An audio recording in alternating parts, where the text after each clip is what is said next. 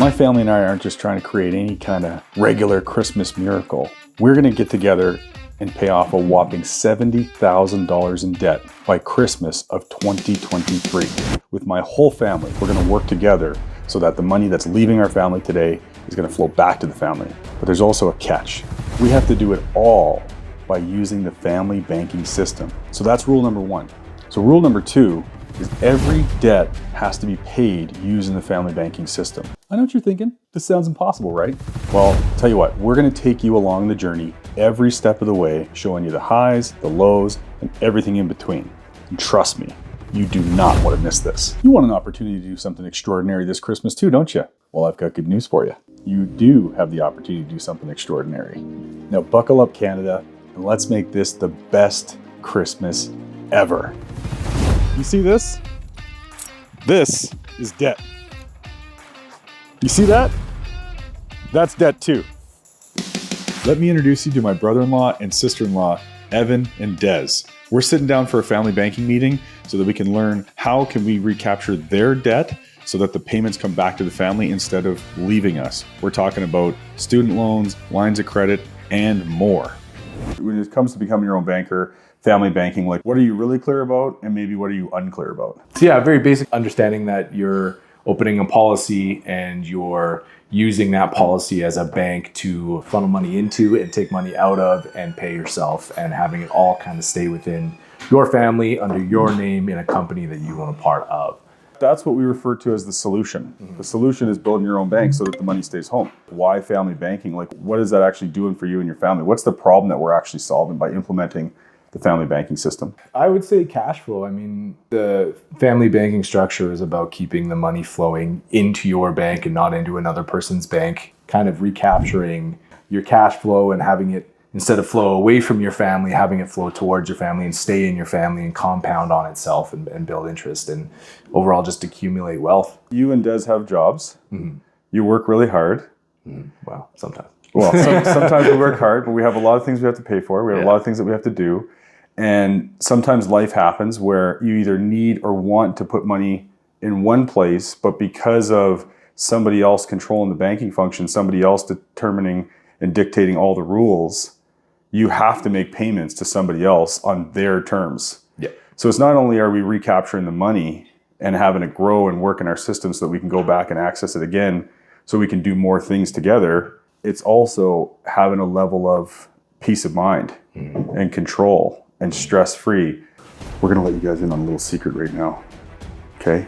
Anytime you think something is gonna cost a certain amount, I don't care what you're planning for, I don't care if it's a wedding, I don't care if it's a trip, I don't care if it's a renovation, I don't care if it's an investment, I don't care what it is, it's always, always, always, always going to cost more than what you think it's gonna cost, period. How young are you today? What's your age? 28. 28. Don't worry, every time you tell me that, I feel really old. So can you think of a time where just regular life came up, where there was a cost or an expense, where you either had to, maybe you had to dip into some of your wedding money? Yeah, I'm getting a dog. We really on impulse got a dog. On impulse, yeah. The perfect dog came up and it was just meant to be. And it sucks because we did have the intention this year, because we've been putting like X amount of money, like a determined amount of money that, like I said, when we originally started wedding planning, we did the math, we did a bulk estimate, and we said, okay, we need to put aside X amount of money every month, every paycheck to have that amount of money saved up by the time of the wedding. And then, as those costs and accumulations have come up that have increased it, we haven't increased how much money we're putting in because we kind of maxed ourselves out on how much money we could put aside for the wedding. And then that's a lot of really upfront costs right off the bat. And then we had, vet bills that came up, and those things you kind of just have to figure out where you're going to put that money. And a lot of the times, unfortunately, like it is a credit card that you put it on because it's quick, it's easy, it's your go-to, just use it kind of deal, Right. It's money that's there, but you feel guilty about using it. Are you familiar with the term called opportunity cost? No. So you're familiar with paying interest, right? Correct. So whoever you're paying that interest to is earning interest, right? Mm-hmm. So that would mean that if money is leaving you, that what you're paying for, that's a liability. If you're paying for a liability, the one who's on the other side, you then are their asset, right? Because the money is now flowing toward them. So that's what I was saying earlier when I say I don't pay off debt, I want to recapture the debt, because that's an asset to the bank. It's a liability to me. So I want to pay off the bank so I can absorb their asset within my own banking system. So I capture the payment. So it's no longer a liability in any way, shape, or form. It's only an asset. Ding, ding, ding. That's right. So why would you not get in the banking business? It's the easiest business in the world. And it's the most important business in the world when it comes to money. What I mean by opportunity cost is we know that when you store money in the bank, like it has to be there. So you're going to save that money. You're not going to invest that money. Because when you invest the money, there's a chance you could grow it, but you could lose it, right? Yeah. So you're saving the money because you need it to be there. And I am not a gambler. And that stresses me out. The opportunity of losing it stresses me out more than the possibility of gaining a little bit. But I don't see that sense of loss with this program, because it's not the same as like a stock where you're putting it in. It's a 50-50 shot of it working or not. That's why we want to get into the banking business too, because we are already our own best advantage, because you're already reliable to make the payment to somebody else. Yeah. So why wouldn't you be reliable to make the payment to yourself? What's something that you would consider relatively expensive that you either just paid off or made another deposit for, or something as it relates to the wedding? Well, I mean, our venue is probably the most expensive thing. Okay, and did you pay for it yet, or a down payment, or what have you done so far? We have a down payment on it, so we put down $2,000 towards it. And then we still owe $8,000 towards it that will be paid in 4 days. You're paying that in 4 days? Boy, do I have an offer for you. Okay, so let's imagine you're 28 years old today. Now, we don't know, you're probably going to far outlive this number, but we don't have a crystal ball. We don't know what's going to happen. But Statistics Canada says that you're going to be around for approximately another 60 years. So imagine you could take that $10,000 that you inevitably have to spend anyway to go do the wedding. You have to. There's nothing you can do about it. So right here is a really good teaching point for you and for Desiree and Evan to learn about the value that every single dollar that we earn, every dollar that flows through our life, every dollar that we use for major expenses. This happens to be talking about securing a wedding venue, but it could be anything, like even a vacation or even an investment opportunity. When we use those dollars to acquire something, we permanently transfer that money away, and we transfer the growth opportunity of that money away. And so that's what we're going to highlight in this next part of the conversation with Des and Evan. But you're saving the money up, and then you're going to access the money and spend it. That whole process is just called banking. The bank gets use and control over that money the entire time. They put it to work, and then they give you some electronic dollars so you can transfer it to the wedding venue. Now imagine we could keep that $10,000 in a system working for you, some just imaginary savings account. And let's imagine that this savings account was going to grow at 3% per year. And the only reason I use 3% is because would you say that 3% is really aggressive or relatively conservative? Relatively conservative. Sure, right? Right. So imagine we could put that money into an account at 3% for the next 60 years, growing uninterrupted forever. Do you have any idea what that 10,000 could grow into? I don't know. Who knows and who cares? But the reality of it is, now you guys are seeing the numbers on screen right now because I've already done the math. This is what the average person doesn't recognize, and this is what people don't see when it comes to implementing this process. So every time we make a $2,000 or a $10,000 or even a $1 decision, you're constantly giving up the opportunity to have that money work for you and work for your future. So every time we make a $10,000 decision, we're actually making closer to a $70,000 decision for our future. And that's a one-time decision. You know, we got to pay property taxes. We do have to save and invest for our future. We got to pay for the kids' school. So it's like we have to keep on working hard and paying for all this stuff. And the whole time we don't realize we're actually stealing from our future. And we're stealing from our legacy. And we're stealing from our wealth potential. And so the whole reason why we want to implement this process is so that we don't give up the opportunity to grow that money. So do you know how much your property taxes are? I can pull them up. We just got our assessment. Okay, cool. And they just increased the value of our home. Yeah, of course. Again. Substantially. Third time. Let me ask you, is it, you don't have to pull it up necessarily, but is it like 2,000 or is it like 4,000? Or somewhere like it's Closer to 4. In around the area of 3. Ours are about 3,400. So let me ask you a crazy question. Right now, you're paying for it on top of your mortgage. Yeah. Do you know what that's broken out to be? Like, what's that extra for your mortgage? Couple That's dollars. $111 every 2 weeks. $111 every 2 weeks. So approximately $100 or $222 Yep. a month. Yep. Would it make life easier if you had control over another $222 a month? Yeah. So we just went through talking about your property taxes. It's $111 biweekly. Yeah. On top of your mortgage. Yeah. If you didn't have the added pressure of $111 bi-weekly, like $111 every couple weeks is not nothing. So not having to permanently transfer that money away, like we know we have to make the payment next year, but that's $111 every single 2 weeks that's no longer working for you guys. 100%. So if we could find a way to take the pressure off of having to make that payment, or at least having it leave you permanently and not working for you, like would that make a difference? It would, yeah, for sure. I think one of the worries for me and kind of the confusion for me in the process is the way I see it. Okay, I move that money into my infinite banking system, right? I borrow that money and I send it to the city of Airdrie, paying my property tax, thank goodness. I still, in my mind, have to make that $111 payment every 2 weeks into my policy. So it's really, it makes sense to me that, okay, you're changing kind of where the money's routed to. But at the end of the day, the here and now, that $111 is still leaving, right? Yeah. Well, it's not leaving though. Correct? Yeah. So that we're still paying it, and there's still interest being accumulated on it, just like if we paid it to the city directly. That extra money, say it was $2 for over $100, they're getting that $2. But in this sense, we're getting that $2. Yeah. We don't pay interest on property tax. You don't pay interest. Yeah. But what are you permanently giving up? Opportunity. The opportunity to earn that interest. So here's what it's all about, brother. You're exactly right. You're actually never, ever, ever going to escape making payments. Yeah. The wealthiest people on the planet make payments. 100%. They just have more control over how they make the payments, how they go about financing things, how much money they keep, how hard it's working for them, and who gets to access it again. That's what you want, is you want to have control. Yeah. You want to have it working for you, and you want to have access to it. So here's the difference. You're making the payment right now to the mortgage company or to the city or whatever every month. But 6 months from now, if life happens and you need access to some money, it's going to be really tough because they've got it all.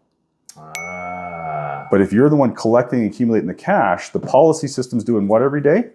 Growing. It's growing. So are you creating a surplus? Yeah. Yeah. And you're collecting and accumulating the money that was already leaving you. Yeah. So that if life happens and you need to go back and access more money, you know right where to get it.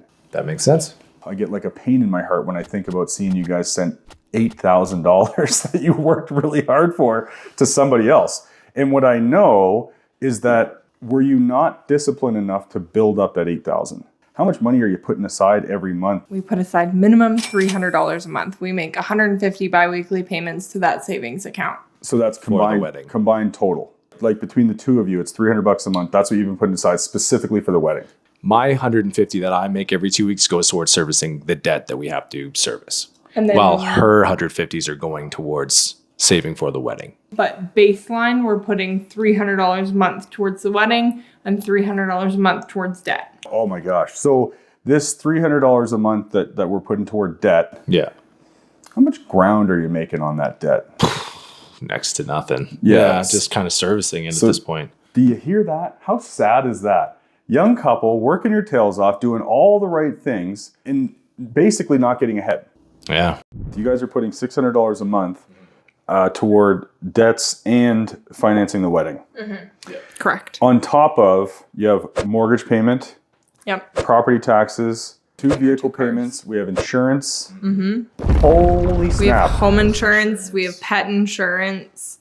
So let's do some math here. So we have, we already determined, let's just round up and call it $250 for property taxes, right? Yeah. Sure. So we have 600 plus 250. Okay, cool. So $850 a month.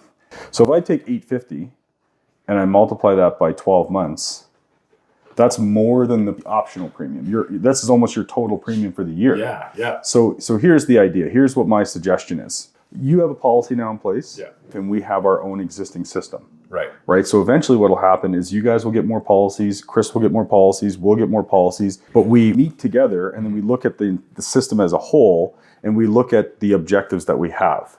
Right. So the idea is this: take a policy loan from your existing system, right, and pay the property tax for the city. Gotcha. And then I actually just requested a policy loan. We're working toward that $70,000 debt. We're gonna beef it up a little bit. Gotcha. We're gonna beef it to like $80,000. So feeling a little pressure, but we're going to work it out. We're going to make this happen somehow, some way, Canada. I want to lend you guys the money to pay for the wedding. But what you have to do is just keep doing what you're already doing. That's all you got to do. Because the idea is that if we use the system to pay for the wedding, then it's coming from a policy loan. So it's the insurance company's money that's paying for the wedding. But at the end of the day, you just keep redirecting now. The $300 that you've been directing for the wedding, you're going to redirect that back to the system, but it can go back into your policy as premium, right? But we'll still write out the contract. We'll still work out the terms. What's important is that we develop the discipline and the habit, and we're implementing the family banking system. For sure. So we could still write out the contract and we could still work out the payment schedule, but we'll allocate which cash is going to, let's say your system and what cash are going to flow back to my system, because we already knew that we were going to work out a deal to wipe out, at least starting with the debt that you're not making any headway on. Yeah. So line of credit and student loans, right? Yeah. So what we do is we take a loan, pay for the wedding, we pay for student loans and lines of credit. Right. So the minimum, your $300 is going to flow back to your policy system for additional premium for next year. Gotcha.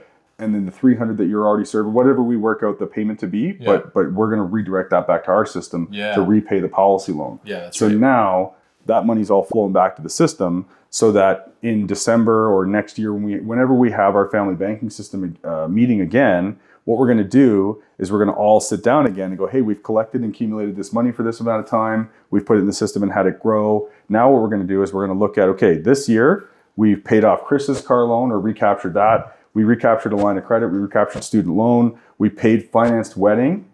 And now that whole time, you guys are still making payments. What's happening to your car balances? They're just Well, they're going down, right? Yeah. It might be slowly. There's interest, but they're going down. Yeah. So the whole time, your car loan balances are going down. Yeah. Policy system is going up. Yeah. We're collecting and accumulating the cash. Well, I will say, so both of our cars aren't financed; they're leased.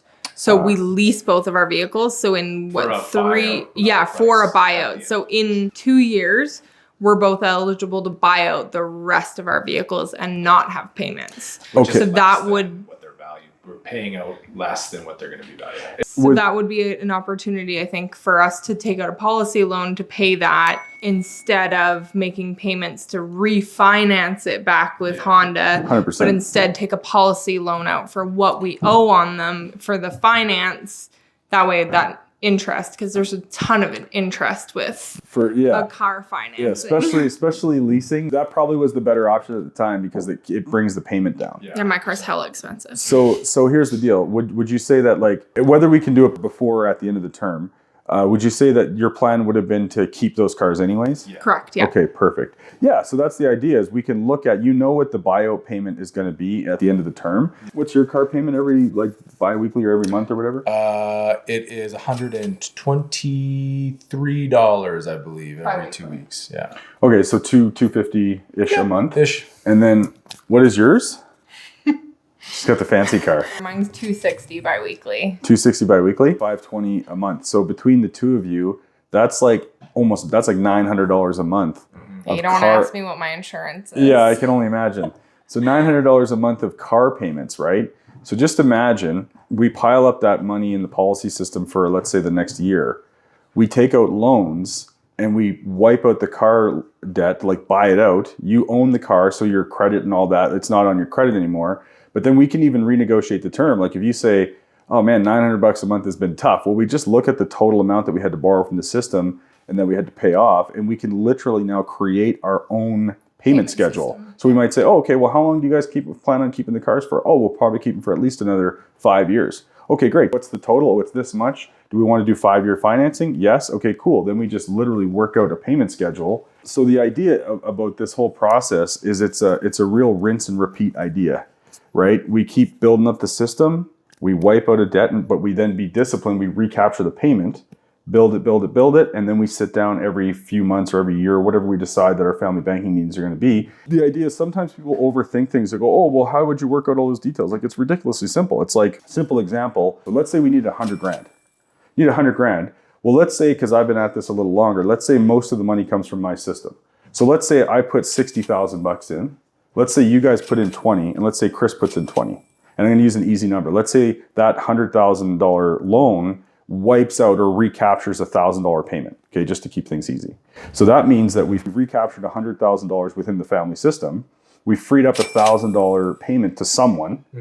Well, that means then if I put in 60 grand, well, 600 bucks comes back to me. Yeah. If you put in 20 grand, 200 bucks of that payment goes back to you and 200 bucks goes back to Chris's family. Do you see what I'm saying? Yeah. So now we're all collecting and accumulating it. And then we just go, okay, let's sit down again and go, oh shit, we've got 250 grand built up in this system. We've got a $2,000 mortgage payment that needs to be made over here and they owe 200 grand on the mortgage. Great. As a team, we can wipe out that entire mortgage. And now we have a house that is mortgage free that we could potentially use as leverage to go and finance some other assets to actually start now creating cash flow for the family.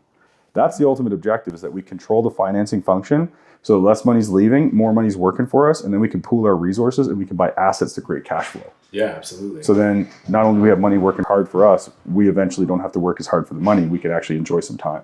For sure. Absolutely. What is the mission of Operation Feed? So our mission is to feed the bellies of the most vulnerable and to feed the mind, body, and soul of veterans and emergency workers. We're going to do that by creating wellness centers. These facilities will be 100% exclusive to veterans and first responders with a $75 a month membership fee. And then that in return is the sustainable piece for our charity so that we can continue to push food out into our community with immunity. And then once we ensure that our community goes without any food insecurities, we then move on to the next mission. And our goal, Vern, is to put 158 of these facilities across the country because we lost 158 of our brothers and sisters in Afghanistan. And my goal is to create living memorials and name each one of these after one of my brothers and sisters so that their names will never be forgotten. Something that makes a difference, that their name does not go unsaid again, that they didn't die in vain. And its secondary mission is to feed the bellies of the most vulnerable children in Canada. Pat's already delivered over 100,000 50-pound bags of food. That is amazing. Now here's the deal. We do not want you using your own money to donate to Operation Feed. No. We want you to use the life insurance company's money because you're implementing the process of family banking. And if you're not already, you have an opportunity today. Hey, go ahead and click the link below so you can use your family banking system to donate to Operation Feed.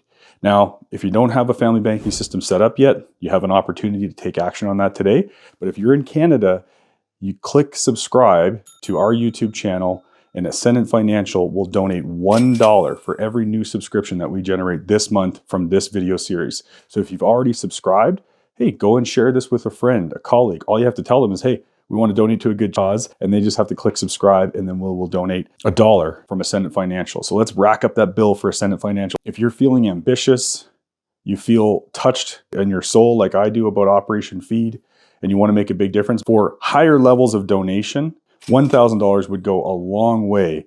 Trust me, I'm speaking from experience. It makes a big difference for a young kid to have a full belly and to go to school with. You donate $1,000, we're going to send you an Operation Feed hoodie. Not only that, we're also going to send you this package here, this Banker's Vault book series. It's 3 of our top selling books, Becoming Your Own Banker by R. Nelson Nash, The And Asset for Canadians, and The Case for IBC. Really great book for anybody, but specifically for business owners. You donate $1,000, we're going to send you about $200 worth of a gift back, which is the sweater and that Banker's Vault case. What was that? $1,000 is not enough. You want to do more. You want to go bigger. You want to donate $10,000 to Operation Feed. Pat and I will do a cold plunge. We'll jump into a frozen lake or a river or something, and we'll post it up on YouTube for you to enjoy. How's that sound? If you want to go even bigger than $10,000, you donate $50,000 to Operation Feed, this amazing cause, using your family banking system, and Pat and I will go and get matching tattoos, something permanent. My family and I are committed. Here's what we're going to do. Every single time we apply for a policy loan with the family banking system, we're going to donate an additional $100 to Operation Feed. So the more abundance we create, the more we can give. The more we use our system, the more we're going to end up giving. The more debt we pay off, the more payments we recapture, the more we're going to end up giving. And you can do this too. Go ahead and share the link and let people know what's going on with Operation Feed.